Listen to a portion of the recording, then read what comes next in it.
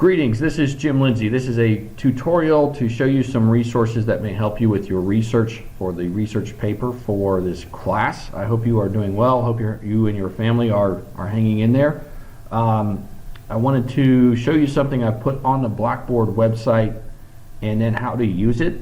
So let me get started with that. I'm going to go over to the Submit Assignments page of the site, and you'll see there's the folder for research paper. This has been here since day one, but I've added a link at the top. So if you click on the research paper folder, you'll see at the very top there's a link to the WKU library's web page of Information System Management Resources. It's a very long name, but when you click on this link, it opens this web page right here. And this is a web page put together by my friend Anthony Paganelli. He and I serve on the Senate together, have for a while. He's a really nice guy, and he's one of the library instructors. He works on the curriculum committee stuff, and so every time I've had questions and had to contact him about anything Senate related, library related, I mean, he gets right back to me, and he's very smart and he's very helpful. So this is a collection of resources that he put together, and this is specific to the information systems field. This is an information systems class, and so he is our guy. He's the guy that I reached out to basically get some help. And this, I mean, he didn't build this for us. This is something that's out there for the entire department that's been out there for a while, but I wanted to show you these links that you see right down here. So, it talks about suggested databases for basic research. If you come down here, these are links, and if you click on these, they open the pages I've already opened up here at the top, and you'll see like a couple of these are from ProQuest. There's one from ProQuest and another from ProQuest. If I go back to that page, it's basically the first one and the fourth one. I wanted to show you those first, and I wanted to let you guys know I'm not a researcher. I'm an instructor, and so that's one of the things I don't do. I teach more classes than your professors do, but your professors are required to then do scholarly research and publish and do all sorts of stuff with journals, and I don't do that. I never have done that, and so this is definitely something that's not in my strong suit. But I hope to be able to at least show you how to use these search engines here in such a way that it's going to make your research process easier.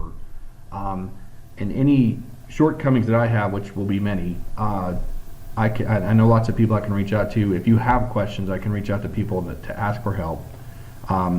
So please, thank you for watching this, and then if you start to use these tools and you have questions about them, let me know what your questions are, and I'll get you some answers. But let's get started. So let's look at like the ABI Inform Global ProQuest database search here. If we go over there, you'll see that as you look at this, it looks like a Google search engine window. What I would recommend to you to do is to click on the button where it says Limit to Full Text. And what that's going to do is whatever it comes back with, it's going to, and also you'll probably see all dates when you first get into this. So because you're doing research on information technology, or because you're doing research on technology, you want it to be pretty recent. Something published 10 years ago may be obsolete at this point. So you have this drop-down box. So I would just limit it to the last 5 years. If you're looking for, one of the things you're looking for in the resources that you put together for this paper, you are looking for some peer-reviewed journals. You can include that. Initially, I wouldn't. Some stuff will probably come up that you can look on the little information right there, giving you some information about what that means. But at the point when you actually need some peer-reviewed stuff, you can check that box. But to initially do our search, let's just leave it unchecked. And I'm just going to do a check for like self-driving car. There's one right there, self-driving car. And then I'm going to just hit search. And what's cool about this, it brings back many different things I can look at. And I'm going to just go with this top one here from PR Newswire. This is from January 2019. It's certainly pretty recent. As I click on that, as I get into this resource, it gives me the full text right there. And what I can do further is I can then download this as a PDF, which is really nice. And so I'll click on that. It's going to say OK, and it gives me the start of the download. There's my file right there, so that's now saved to my computer, so I don't have to be connected to the internet anymore. Furthermore, over here I can also click on this Cite button, and if you're like me and you don't do a tremendous amount of research, the citation part of stuff can drive you crazy, right? So you click on Cite, and it's going to say, okay, what sort of citation style do you use? Are you looking for, APA, Chicago, MLA, etc.? Well, we're going with APA for this paper. So APA 6th edition, boom, there you go. Then you can just copy that block right there. You can select it and then just copy it. I'm just gonna, on my key, I'm using a Windows computer. I'm gonna hit the CTRL button, the Control and C to copy that, and now I could paste that into a document. I also could right click it and copy and then paste that into a document. If you're on a Mac, you'd use like the Control or the command button or something like that. You can also copy from there. But there's where you get citation information about if this was an article that was appropriate for you. You could also download the PDF and have a full, the full text. Because that's what's frustrating to me is that when I start doing searches, I'm trying to put stuff together for classes.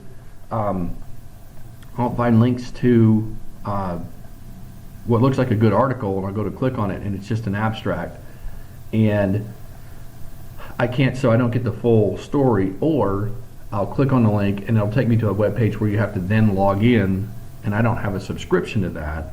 And so then, and Forbes is really bad about that. New York Post, New York Times, they can be really bad about that. And what's really maddening about it too is that sometimes you go there and it works, and sometimes you go there and it doesn't. And so by going through these resources right here, you're already logged in. By the way, you didn't see me do the login process. When you first click on that, it takes you to where you have to put in your NetID and password, and then it verifies that you're a Western student, and then it grants you access to all of these thousands of resources through Western's subscription services. So there's none of that seeing something that you think you might like, but you can't get it because you don't have a subscription. So that's one of the really nice things about this whole collection of resources. So that's the first one, the ABI Inform. The Newsstream ProQuest is similar. Let me jump over to it because it's also ProQuest, and I'll do self-driving cars on this one as well, just to keep it consistent. Self-driving cars, and it's doing a search for me, and so it comes up with a number of different, that looks like the same one we had from the other search window, but this one looks like it's concentrating on more news and newspapers. And so we're seeing, note that you're seeing different results, which is kind of cool. So let's say I wanted, say this one right here, this Uber story right here. So if I want that one from the Wall Street Journal, which can be one of those real turkeys when you're trying to get in and it doesn't let you see the stuff because you have to then put in username and password. And so you see I get the full text.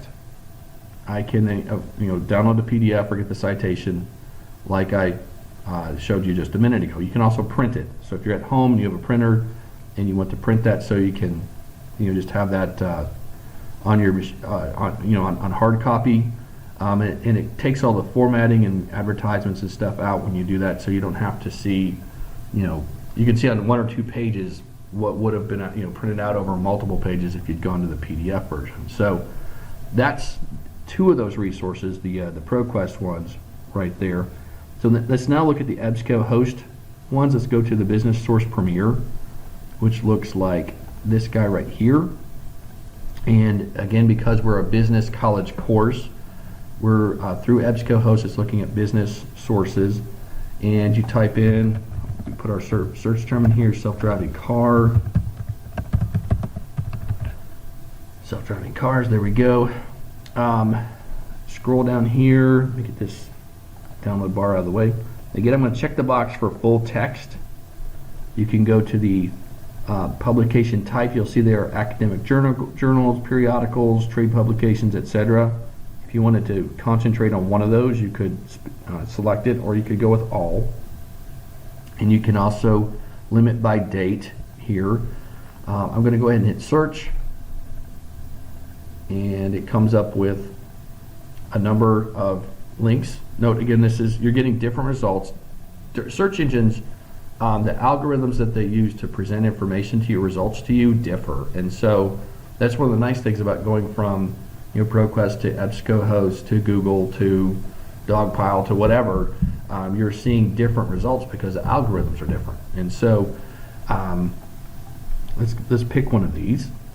Okay, I'm going to scroll down the page because there is something down here I also want you to see. They have videos too through this EBSCOhost. So let's say you wanted to watch this video about what Hyundai's man is talking about with regard to self-driving cars. You click on that.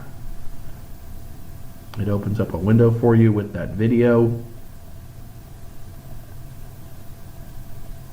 Then you can watch that video right there. You can click on a triangle and it would play the video for you. And if this was something that was helpful to you, you could use this as one of your sources. Now I've not been able to find a button on this particular page to grant you, basically to create the citation for you. I can put a PDF on the website, which I've used in this class before, where I basically went through and said, hey, if you find something on the web, this is how you create a citation for it. And I got help with that from Dr. Fife from the English department, who runs the Writing Center. She came and actually taught. It was for one of my 300 level classes where they do some writing, and the amount of citations I was getting and the quality of the citations I was getting was awful. I mean, it was terrible, and so I was really frustrated, and I went to her and she came and she did this whole half an hour little session with us, and it was great. And so I will post that. And so what that document says is pretty much, if you find something on the web, you're looking for the URL, what it came from, the date that you pulled it up, the name of the page, etc. And so you can use that one, for that little PDF document, to help you create citations for pages like this one where you don't have the automated help with it. Let me go back to that list though. Let's say this periodical is something that interested me. If I click on it, you'll see from the EBSCOhost page, it gives me the full text right down here of the article. The way you get that is by clicking on that PDF full text right there, and it will open up for me. Here is the article from that periodical, which I could then print. Come over here to the right edge, you'll see I could print it. In addition to printing it, I can also click on this button right here and get a citation for it. If I click on that button, it says, okay, here are different citation styles for that. If you're going to use APA, which is what I'm asking you guys to do, again, you would select that stuff right there, right click it, copy, or Control C to copy, and then paste that into your paper for your citation for that particular resource right down there. I'll close that little box out right there. Again, as a not being a professional researcher, I definitely have empathy for you when it comes to the rules are very strict about how you make citations, which makes sense. When you're doing research, you need to attribute to the places where you find things, where you located that information. You have to verify that. So that's some EBSCOhost stuff for you. So I'm going to jump back to Andrew's page here. I'm sorry, Anthony's page here. And this other EBSCOhost button he has, link here, is to the Academic Search Complete. And so you'll see the first one is specific to business, and this one is Academic Search Complete. It's over here, and so you pull in more stuff. So if you start with the business one, which is where I would encourage you guys to start, probably from these first two here, and maybe this fourth one, you can find everything you need. But if you're not finding enough there, if you go to this academic search complete, you're going to see a wider bunch of things from which it will pull and give you results. The resulting results are going to look, really similar to what I just showed you. But I think the first two and that fourth one will probably be enough to give you plenty of ammo with whatever you're trying to write about. This fourth one, this Nexus Uni, used to be LexisNexis. You come over here, it looks like this. This is from a company which is used in the legal field a lot. And before I was a teacher, we did tech support for law firms at the place where I worked. And LexisNexis was, everybody had to have LexisNexis because that's where you pull all of your research from. And so this is another one, and I'm going to put in self-driving cars here. And as you can see, you can specify whether you're looking for news, legal stuff, etc. You can choose date ranges and things like that too. I'm just going to go ahead and hit the search button here. Of the resources, I would use this one last, just because this is also going to pull in things from a bunch of legal stuff that is a lot harder to read. But you can use it if you want. And then the process by which you would look at the results is similar to what you saw a second ago. For example, we'll go with this one right here. Click on this link, open up this story, and you come down here. You can see the text of that story, so you could then download that if you wanted to. You get the download button right there. There's a citation button for it. You hit export the citation, and you can specify which format you're trying to use. We want APA, of course, so you can copy it to the clipboard even with a button right there, and then paste it in your paper. So it's very nice. But again, what you get here is probably going to be less user-friendly than what you find in the ProQuest and the EBSCOhost sources. So, and I think that's probably why Anthony listed that one last. But please start, if you want help looking for resources, these are great places to look. If you just go to Google and search for things, that's fine to do it that way too, but you then end up with these resources that you can't open. If you go through this mechanism, everything you find will be something that you can completely access, and it may even complete the citations for you. So thanks for your time and attention. Have a good day.